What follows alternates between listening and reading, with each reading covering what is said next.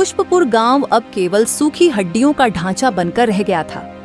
सूरज की तपिश ऐसी थी मानो आकाश से आग बरसती हो, और मिट्टी ने अपना सारा रंग, अपनी सारी नमी खो दी थी।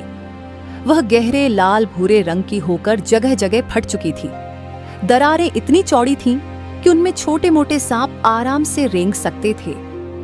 गांव के ताल, नदियां और यहाँ तक कि गांव के सबसे गहरे कुएं भी सूखकर धूल उगल रहे थे। हवा में एक अजीब सी खामोशी थी, जिसे केवल लोगों की आहें और सूखे पत्तों की सरसराहट ही तोड़ पाती थी। अपने खेत के किनारे, जहां कभी धान के पौधे हवा में नाचते थे, वहां आज तेजस बैठा था। वह गांव के सबसे गरीब किसानों में से एक था, लेकिन उसकी आंखों में जो दुख था वह सबसे बड़ा था। तेजस की पत्नी प्रिया गांव की अन्य महिलाओं की तरह घड़ों के साथ पानी की तलाश में भटककर लौटी थी। उसके चेहरे पर निराशा की गहरी रेखाएं थीं। कुछ नहीं मिला तेजस। जो आखिरी कुआं था उसमें भी बस कीचड़ रह गया है। गांव की औरतें झगड़ रही थीं पानी के एक बूंद के लिए। यह मेरा गांव है प्रिया, यहीं मैं पला बढ़ा। मैं अपने लोगों को इस हाल में छोड़कर भाग जाऊं, यह मेरी आत्मा स्वीकार नहीं करेगी। रास्ता कहाँ है? हमारे पास जो थोड़ा बहुत अनाज बचा था वह भी खत्म होने वाला है। तुम क्यों नहीं समझते कि हमें यह जगह छोड़ देनी चाहिए? मैं इस गांव के अपमान से थक चुकी हूँ। मैं जानता हूँ प्रिया, मुझे यहाँ बैठे बैठे हर घर का दुख सुनाई दे रहा है। लोग अपनी किस्मत को कोस रहे हैं, एक दूसरे को कोस रहे हैं, पर कोई रास्ता नहीं सूझ रहा। तेजस को याद आया, आज से लगभग 2 महीने पहले गांव के चौपाल पर कैसी सभा हुई थी। उस दिन वह हिम्मत जुटाकर अपने मन की बात कहने गया था, लेकिन उसे वहां सिर्फ अपमान मिला।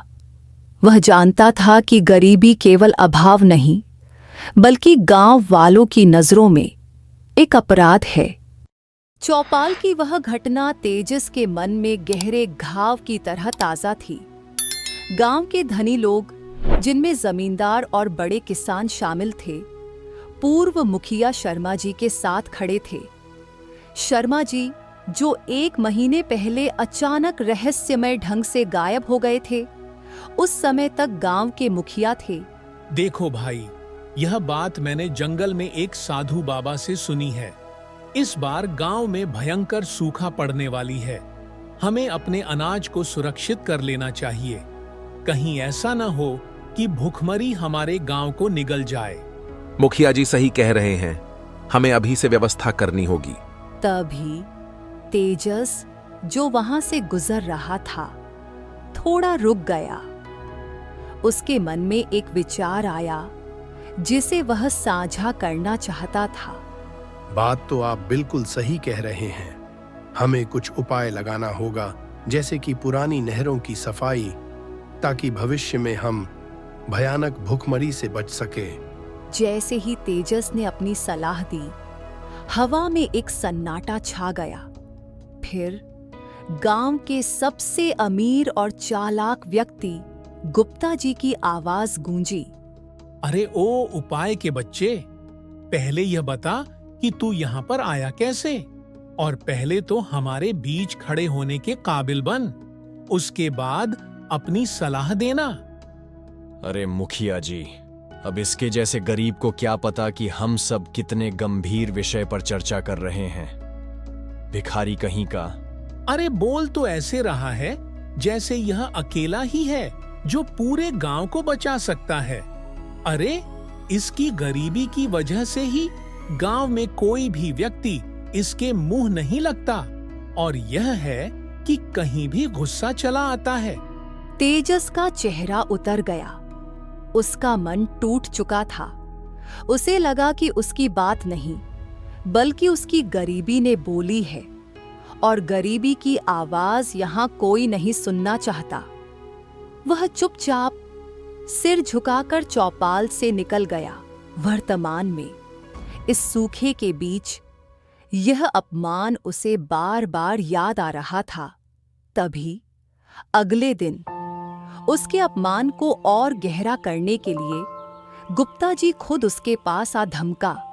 अरे तेजस, अच्छा हुआ जो तू मुझे यहाँ मिल गया। मैं तो तुम्हारे घर ही जा रहा था। क्या हुआ गुप्ता जी, मुझसे कोई गलती हो गई क्या? गलती? कल ही मुझे शर्मा जी ने बताया कि तू अचानक से बीच में टपक पड़ा और अपनी सलाह देने लगा। अरे तेरी हिम्मत कैसे हुई उन सब के बीच खड़ा होने की? मेरी बात कान खोल के सुन ले।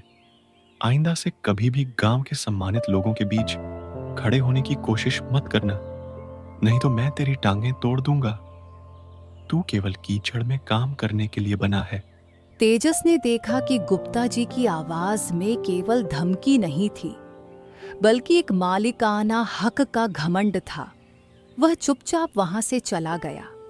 उसे पता था इस समय विवाद करना आग में घी डालने जैसा होगा। फिर से उन्हीं लोगों से मिलकर आ रहे हो? मुझे लगता है हमें अब यह गांव छोड़ देना चाहिए। तेजस, कब तक इस सूखे गांव में रहेंगे? अरे प्रिया, तो तुम्हें क्या लगता है कि मैं छोड़ना नहीं चाहता? परंतु क्या करूं? इस गांव में मेरा बचपन बीता है। इसी गांव की गलियों में मैंने अपने दोस्तों के साथ शाम बिताई है। अपने ही गांव के लोगों को छोड़कर कैसे भाग सकता हूं मैं? भले ही उन्होंने हमें दुत्कारा हो, पर मुसीबत में हम उन्हें अकेला नहीं छोड़ सकते। हाँ, बोल तो ऐसे रहे हो जैसे इस गांव के राजा महाराजा हो। हमारी गरीबी के कारण गांव वाले हमसे बोलते तक नहीं थे, और तुम इस गांव के बारे में सोच रहे हो। अरे प्रिया, पड़ोसी राज्य के राजा देवेंद्र बहुत दयालु हैं। अगर हम जाकर उनसे मदद मांगे तो मुझे पूरा यकीन है वे हमारी जरूर मदद करेंगे। तेजस तुरंत गुप्ता जी के पास गया, क्योंकि वह जानता था कि राजा तक पहुंचने का रास्ता केवल गांव के धनी लोग ही जानते हैं। प्रणाम गुप्ता जी। गांव में भुखमरी बढ़ती चली जा रही है। क्यों ना हम राजा देवेंद्र से मदद मांगने जाएं? अच्छा, अब तेरे जैसे गरीब आकर मुझे बताएंगे कि क्या करना चाहिए मुझे। तुम्हें क्या लगता है राजा देवेंद्र से गांव वालों ने मदद मांगने का प्रयास नहीं किया होगा? मैं वहां पर स्वयं गया था। क्या आप गए थे? और क्या हुआ? राजा ने साफ साफ मना कर दिया। उन्होंने कहा कि वह पहले ही बहुत मदद कर चुके हैं, बल्कि उनके मंत्री ने तो यह तक कह दिया कि हमारा गांव श्रापित है। बिना मुखिया के गांव ऐसा ही होता है। शर्मा जी, वह जैसा भी था, लेकिन वो समय पर अच्छी सलाह तो दिया करता था। न जाने वो कहां लापता हो गया, और वो अपने साथ साथ इस गांव की खुशहाली भी ले गया। सही कह रहा है तेजस। शर्मा जी का परिवार भी बहुत परेशान रहा, लेकिन शर्मा जी का कुछ पता नहीं चला। जंगल का कहकर गया था और आज तक लौटा ही नहीं। उसके जाने के बाद गांव में कभी खुशहाली नहीं आई। पता नहीं किसकी नजर लग गई है हमारे गांव को। अरे और किसकी लगी होगी? तुम्हारी ही लगी होगी। जिस गांव में तेरे जैसे गरीब रहेंगे वो गांव बर्बाद ही होंगे ना। चलो जाओ यहां से। तेजस उदास होकर वहां से लौट रहा था, तभी एक भयानक दृश्य ने उसे झकझोर दिया। एक 10 वर्ष का बच्चा, जिसकी आंखें भूख से ढस चुकी थीं, उसके पास आ पहुंचा। चाचा, चाचा, मुझे भूख लगी है। मेरे घर में 2 दिन से कुछ भी नहीं बना। इतना कहकर वह बच्चा बेहोश हो गया। तेजस की आंखों में आंसू आ गए। वह उस बच्चे को उठाकर गांव की ओर नहीं गया, बल्कि जंगल की राह पकड़ ली। वह एक विशाल पुराने पीपल के पेड़ के नीचे बैठकर जोर जोर से रोने लगा। हे भगवान, हे भगवान, मुझसे मेरे गांव की गरीबी नहीं देखी जाती। मुझे नहीं चाहिए कोई धन, बस मेरे गांव को बचा लो, कुछ मदद करो। तेजस के दिल का दर्द उसकी आवाज में था। तभी एक आवाज आई जो हवा की सरसराहट से ज्यादा तीखी और स्पष्ट थी। समझ ले, तेरी भगवान ने सुन ली। तेजस चौंक उठा।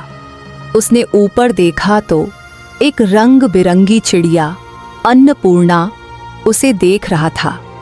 उसके पंखों में इंद्रधनुष के रंग थे। चिड़िया को देखकर तेजस डर से कांपने लगा। उसके मन में कई सवाल थे, पर डर के मारे वह बोल नहीं पा रहा था। मुझे देखकर डरने की जरूरत नहीं है तेजस। कुछ देर पहले तुम भगवान से प्रार्थना कर रहे थे। तुम्हारी आंखों में गांव के लिए आंसू देखकर मुझे बहुत अच्छा लगा। लोग तो अपने लिए रोते हैं, जो दूसरों के लिए रोते हैं ना, वही सच्चे दिल वाले होते हैं। ऐसे लोग संसार में दुर्लभ होते हैं। वो तो ठीक है, लेकिन कौन हो तुम? और तुम तो एक चिड़िया हो, फिर मनुष्य की भाषा में कैसे बात कर सकते हो? हाँ, जरूर तुम कोई तांत्रिक या तंत्र मंत्र करने वाले जीव हो, है ना? नहीं, ऐसा कुछ नहीं है। मुझे बस अपना मददगार समझो। अरे लेकिन तुम मनुष्य की भाषा में कैसे बात कर सकते हो? ओहो, अब यह बताने का समय नहीं है मेरे पास। समय आने पर तुम्हें सब पता चल जाएगा। मैं तुम्हारी मदद करना चाहता हूं। मैं जानता हूं कि तुम्हारे गांव में बारिश क्यों नहीं हो रही है। तुम्हारा गांव वाकई में एक श्राप की चपेट में है। तेजस बुरी तरह से डर जाता है और तुरंत घर की ओर भागता है। उसके चेहरे पर डर और भ्रम साफ झलक रहा था। क्या हुआ तेजस? तुम ऐसे क्यों घबराए हुए हो? अरे प्रिया, क्या बताऊं, मैं जंगल में एक पेड़ के नीचे बैठा हुआ था। तभी पेड़ पर बैठा एक चिड़िया मुझसे इंसानी आवाज में बात करने लगा। मैंने उससे बात की है। हे भगवान, क्या तुम सच कह रहे हो? कहीं यह तुम्हारा वहम तो नहीं था? गरीबी और भुखमरी ने तुम्हारे दिमाग को खराब कर दिया है। नहीं प्रिया, मेरा कोई वहम नहीं है। पहले ही हम भूख, गरीबी और भुखमरी से परेशान हैं। ऊपर से गांव में तरह तरह की अफवाह उड़ रही है कि यह गांव शापित है, और अब जंगल के पक्षी भी इंसानी आवाज में बात करने लगे हैं। मैं तो कहती हूँ इस गांव को छोड़ देते हैं। क्या भरोसा, कल को कोई चीता भी बात करने लगे और हमें खा जाए। यह श्रापित जगह है। तेजस गहरी सोच में डूब गया। कुछ पल बाद वह धीमे स्वर में बोला, हम चिड़िया इंसानी भाषा में भला कैसे बोल सकता है? जरूर यह कोई बहुत बड़ा रहस्य है, और यह चिड़िया मेरी मदद करना चाहता है। मुझे जाना होगा। अगले दिन तेजस अपनी पत्नी प्रिया के साथ अपने सूखे खेत की ओर चला जाता है। प्रिया अब भी चिड़चिड़ी थी। कब तक इस बंजर जमीन को देखोगे? अब तुम्हारी किस्मत में हल चलाना नहीं लिखा। ऊपर वाले ने जैसे गांव पर रहमत बरसाना बंद कर दिया है। प्रिया का वाक्य पूरा होते ही रंग बिरंगी किरणों के साथ वही चिड़िया वहां प्रकट हो जाता है। चिड़िया को देखकर तेजस एक बार फिर डर गया, पर इस बार उसने अपनी हिम्मत जुटाई। अरे रे, डर क्यों रहे हो? मुझे अपना दोस्त समझो। मैं जानता हूं कि तुम्हारे गांव में बारिश क्यों नहीं हो रही है। प्रिया ने चौंक कर इधर उधर देखा। चिड़िया केवल तेजस को दिखाई दे रहा था। तुम अकेले में किससे बात कर रहे हो? कहाँ है चिड़िया? मुझे तो कुछ दिखाई नहीं दे रहा। तुम पागल हो गए हो? क्या तुम सच में इसे दिखाई नहीं दे रहे?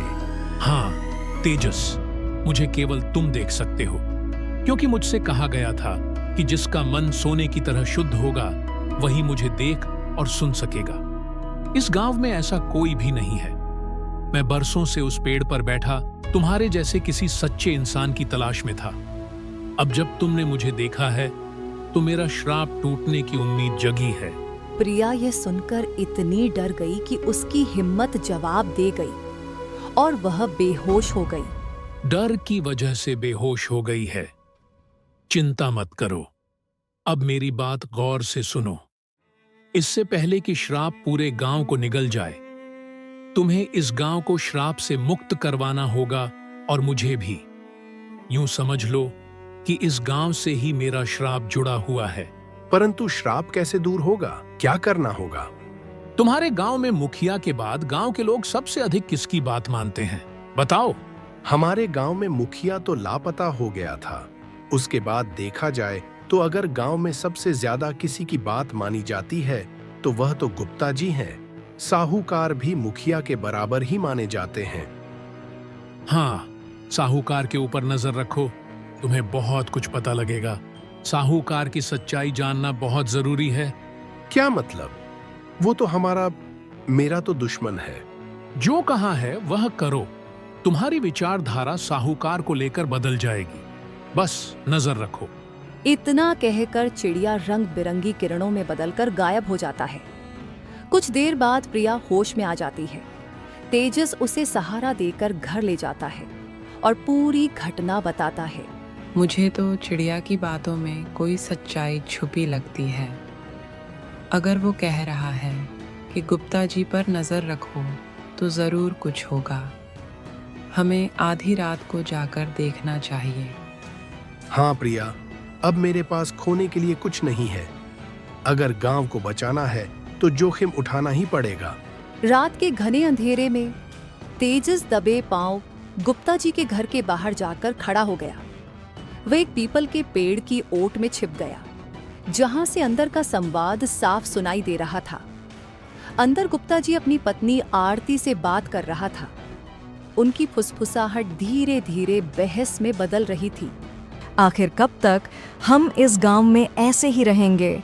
तुम्हारे पास इतना धन है, फिर कब तक गरीब होने का दिखावा करते रहोगे और गांव वालों की आंखों में धूल झोंकते रहोगे? अरे बकवास बंद कर आरती। तुझे पता भी है, सारा धन शर्मा जी के पास है। मैंने उसे सारे धन को छुपाने के लिए जंगल भेजा था। वो शर्मा जी आज तक वापस ही नहीं आया। तुमसे बड़ा मूर्ख मैंने नहीं देखा। अपने लालची मित्र शर्मा जी को पहचान नहीं पाए। वो तो कभी वापस आएगा ही नहीं और हम खाली हाथ रह गए।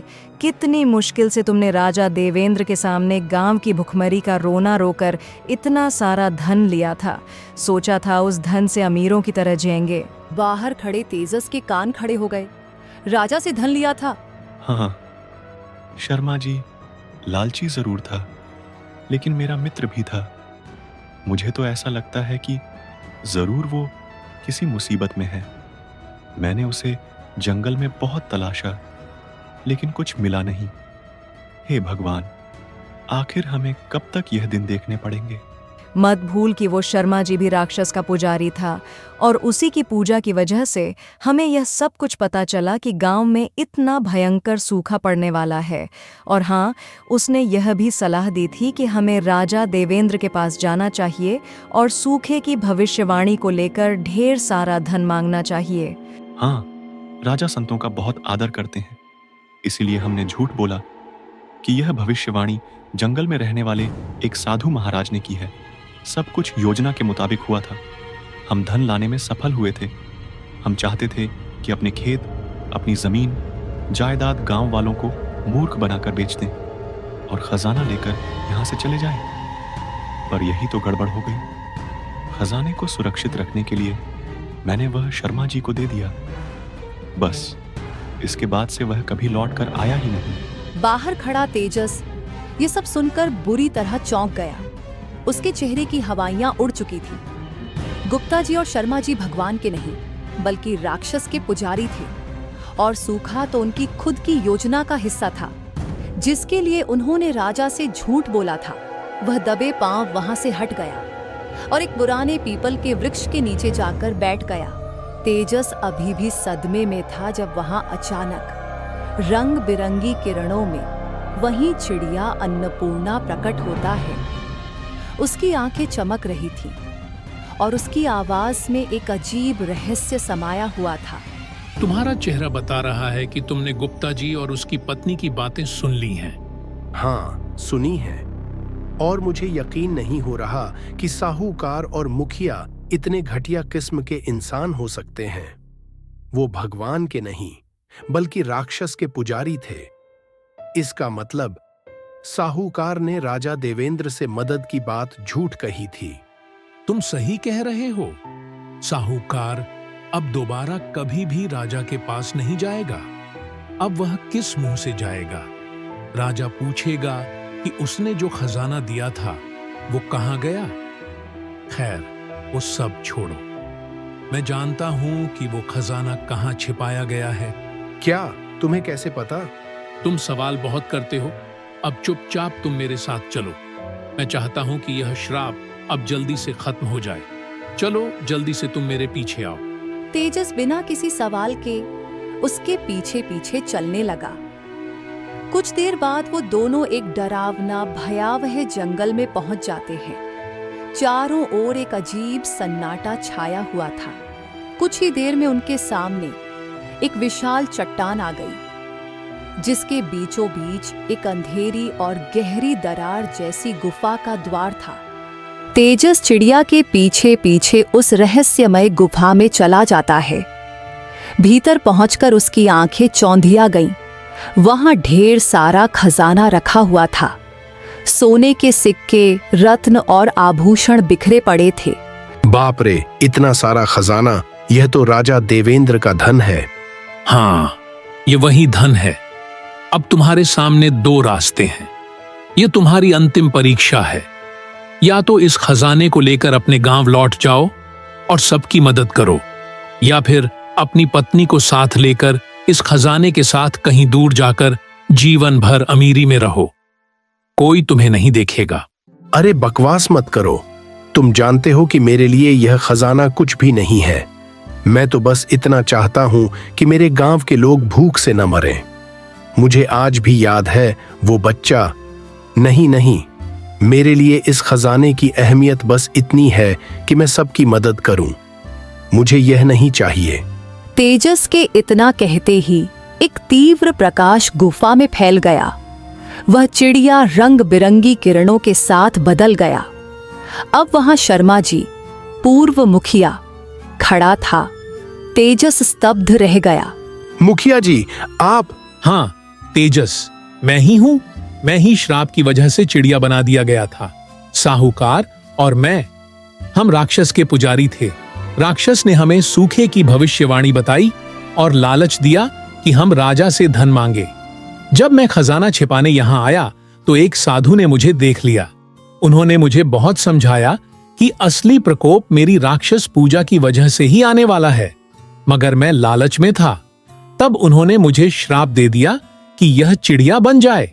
साधु ने कहा था कि मैं तभी मुक्त हो सकूंगा जब कोई ऐसा व्यक्ति आएगा जिसका हृदय सोने जैसा निर्मल होगा। वही मुझे देख सकेगा, सुन सकेगा और वह व्यक्ति खजाने तक पहुंचेगा, पर उसे अस्वीकार कर देगा।